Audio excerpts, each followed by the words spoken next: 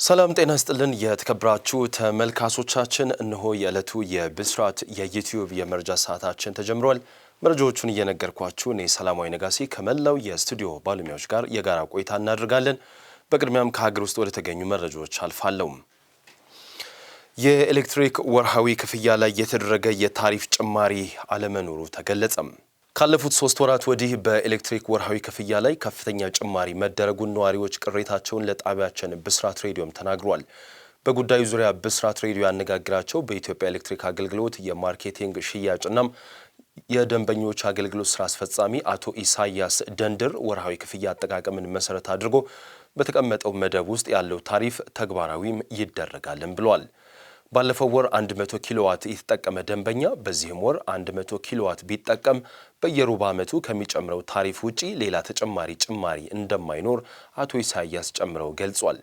ከንባብ ጋር በተያያዘ በርካታ ስራ እየተከናወነ ቢሆንም የተወሰኑ ክፍተቶች መኖራቸውን የገለጸው አገልግሎቱ እነዚህ ክፍተቶች ለማስተካከል ደንበኞች ቤታቸው ሆነው ንባብ መላክ የሚችሉበትን የቴሌግራም ቦት ስርዓት በሁሉም ሪጅኖች ተግባራዊ መደረጉን አስታውቋል። በ5 ዓመት ጊዜ ውስጥ 4.65 ሚሊዮን ቆጣሪዎችን ወደ ስማርት ለመቀየር መታቀዱን የገለጹት አቶ ኢሳያስ እስከዛ ባለው ጊዜ ውስጥ የድህረ ክፍያ ቆጣሪ ተጠቃሚ ደንበኞች እንዲከፍሉ የሚጠበቀው አጠቃቀማቸውን መሰረት ያደረገ ክፍያ ብቻ ነው ብለዋል። ጭማሪ ተደርጎብናል የሚሉ ደንበኞች ካሉ በንባብ ስህተትም ይሁን ሳይከፈል የተጠራቀመ ከሆነ ማየት እንደሚቻል ተገልጿል ስትል ባልደረባችን መባወርቅነህ ዘግባለችም። የገዛ ወንድማቸውን በመግደል ቤቱን በማቃጠል አስክሬኑ እንዲቃጠል ያደረጉ ተከሳሾች በእስራት ተቀጡ። ትውልድና እድገታቸው በምስራቅ ሐረርጌ ዞን ጎላ ኦዳ ወረዳ ሊማያ ቀበሌ የሆኑት ፉአድ አብደላና ሳኒ አብደላ ታላቅና ታናሽ ወንድማማቾች ናቸው። ወንድማማቾቹ ሙራድ አብደላ የተባለ ታላቅ ወንድም ያላቸው ሲሆን ከወላጆቻቸው ሞት በኋላ ግን ሁለቱም ወንድማማቾች ከታላቅ ወንድማቸው ጋር ቅራኔ ውስጥ መግባታቸውን የዞኑ ፖሊስ ዋና መምሪያ የኮሚኒኬሽን ጽሕፈት ቤት ኃላፊ ምክትል ኢንስፔክተር ካሲያ አበበ ለብስራት ሬዲዮም ተናግረዋል። የቅራኔው መንስኤ ሙራድ አብደላ ከነሱ ቀድሞ ጎጆ ሲወጣ ከወላጆቻቸው ተገቢ ያልሆነ ንብረት በስጦታ ወስዷል የሚል ሲሆን እኛ አሁን አድገን ጎጆ መውጣት እንፈልጋለንና ያቋቁሙን የሚል ጥያቄም ነበረም። ይኸው የጋራ ጥያቄ ገፍቶ በመውጣት ሰኔ 24 ቀን 2018 ወንድማማቾቹ ፉአድ ቤት ተገናኝተው ምክርም ይዘዋል። ታላቅ ወንድማቸውን ለማጥፋት አቅደው ስለታም ሜንጫ በመያዝ ምሽት 5 ሰዓት ላይ የወንድማቸው ቤት ይሄዳሉ። ወንድማቸው በእንቅልፍ ላይ እንዳለም የቤቱን በር ሰብረው በመግባት በእንቅልፍ ላይ ያለውን ታላቅ ወንድማቸውን በስለታሙ ሜንጫ የተለያየ ቦታ በመምታት ሕይወቱ እንዲያልፍ ካደረጉ በኋላም አስክሬኑን ከነቤቱ እንዲቃጠልም ያደርጋሉ። የቤት ቃጠሎውን የተመለከቱ የአካባቢ ሰዎች የተቃጠለውን የመኖሪያ ቤት ለማጥፋት ቢሞክሩም ቃጠሎው ከፍተኛ በመሆኑ ለመቆጣጠር ሳይችሉ ሙሉ ለሙሉ ይወድማል። ቃጠሎው እንዳበቃ አንዳንድ ነገር ሲፈተሽ የተቃጠለ የሰው አስክሬን ከቤቱ ፍርስራሽ ውስጥም ይገኛል። በዚህ ጊዜ ወንድማማቾቹ ወንድማችን ሙራድ አብደላ ነው የተቃጠለው፣ ድሮም የሚጥል በሽታ ስላለበት ነው ብለው በፍጥነት የቀብር ስነ ስርዓቱ እንዲፈጸም የአካባቢውን ሰዎች ሲያግባቡ የቀበሌው አስተዳደርና የፖሊስ አባላት በመጠራጠራቸው የሰው ሕይወት ነውና የጠፋው የአስክሬን ምርመራ መደረግ አለበት የሚል አቋም በመያዛቸው ሁለቱም ወንድማማቾች ድርጊታችን ተነቃብን ብለው ሊያመልጡና ሊሸሸጉ ሙከራ ሲያደርጉ በፖሊስ ቁጥጥር ስርም ያውላቸዋል። ፖሊስም የድርጊቱ ዋነኛ መንስኤ በታላቅነቱ የወላጆቻቸውን ንብረት በመውሰዱና እነሱ ደግሞ ምንም ባለማግኘታቸው ትንሽ እንዲያካፍላቸው ቢጠይቁት የሚጥል ህመሙን ተንተርሰን ገድለን ተቃጥሎ እንደ ሞተ ለማስመሰል ሞክረናል ሲሉም ገልጿል። የወንጀል ድርጊቱም በአስክሬን ምርመራ ውጤት ሙሉ በሙሉ የተረጋገጠ ሲሆን የምርመራ መዝገቡም ተጠናቆ ለአቃቤ ሕግም ተልኳል። አቃቤ ሕግም ከፖሊስ የቀረበውን የምርመራ መዝገብ ተመልክቶ በከባድ የሰው መግደል ወንጀል ክስ መስርቷል።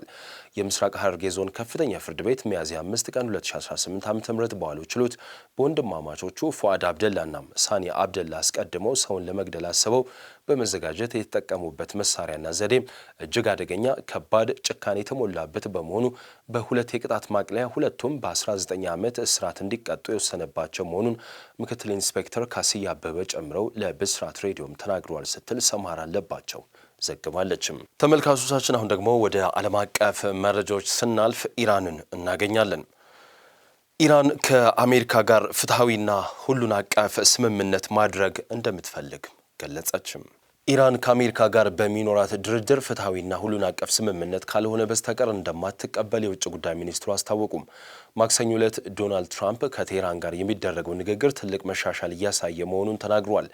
ቤጂንግ የሚገኙት የውጭ ጉዳይ ሚኒስትር አባስ አራግቺ በድርድሩ ህጋዊ መብቶቻችንና ጥቅሞቻችንን ለመከላከል የምንችለውን ሁሉ እናደርጋለን ሲሉ መናገራቸውን የኢራን መገናኛ ብዙሃንም ዘግቧል። አባስ አራግቺ ከቻይና ባለስልጣናት ጋር ከተገናኙ በኋላ ፍትሐዊና የተሟላ ስምምነትን ብቻ እንቀበላለን ማለታቸውን መገናኛ ብዙሃንም ዘግቧል። አራግቺ ትራምፕ በሁለቱም ሀገራት መካከል የሚደረገውን ንግግር ለመደገፍ በሚል በሆርሙዝ ወሽመጥ የነዳጅ ጫኝ መርከቦችን ለማጀብ ጀምረውት የነበረውን ዘመቻ ስለማቆማቸው ያሉት ነገር የለም። የሆርሙዝ ወሽመጥ የካቲት 21 ቀን 2018 ዓ.ም በሁለቱም ሀገራት መካከል ጦርነት ከተጀመረ ጊዜ ጀምሮ ለመርከቦች እንቅስቃሴም ዝግ ሆኗል። በዚህም የተነሳ የዓለም 20 በመቶ ነዳጅና ጋዝ አቅርቦት በመስተጓጎሉ ከፍተኛ የዋጋ ጭማሪም ተከስቷል። ትራምፕ ማክሰኞ ዕለት በኢራን ወደቦች ላይ የተጣለው እገዳ ሙሉ በሙሉ ተግባራዊ ሆኖ እየቀጠለ ሳለ ፕሮጀክት ፍሪደም ስምምነቱ ይጠናቀቅና ይፈረም እንደሆነ ለማየት ለአጭር ጊዜ እንዲቆም በጋራም ተስማምተናልን ብሏል። የትራምፕን የማህበራዊ ሚዲያ ልጥፍ ተከትሎ ብሬንት ድፍድፍ ነዳጅ ዘይት በ1.2 በመቶ ቅናሽ በማሳየት በበርሜል $108.6 መሸጥም ጀምሯል። ማክሰኞ ዕለት የአሜሪካ ውጭ ጉዳይ ሚኒስትር ማርኮ ሩቢዮና ሌሎች ከፍተኛ ባለስልጣናት ኢራን በሆርሙዝ ላይ የሚደረግን እንቅስቃሴ ልትቆጣጠር አይፈቀድላትም ሲሉም ተናግረዋል።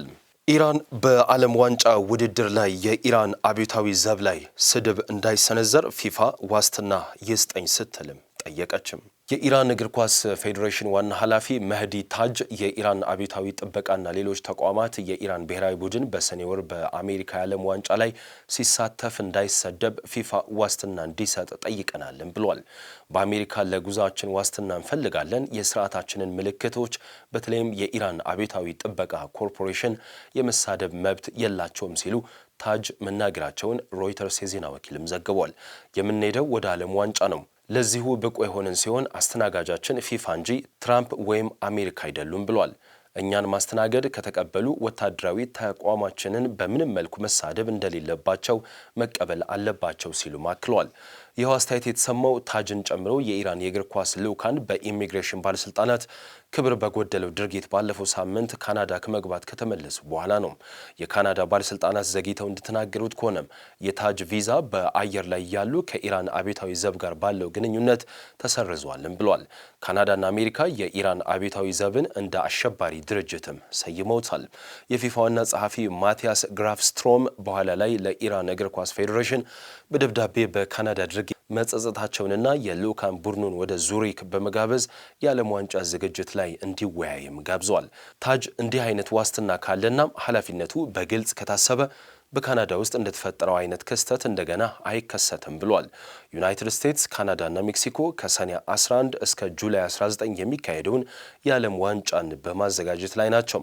ኢራን 2 የምድብ ጨዋታዎቿን በሎስ አንጀለስና 1 ጨዋታ ደግሞ በሲያትል ለማድረግ መርሃ ግብርም ተይዟል።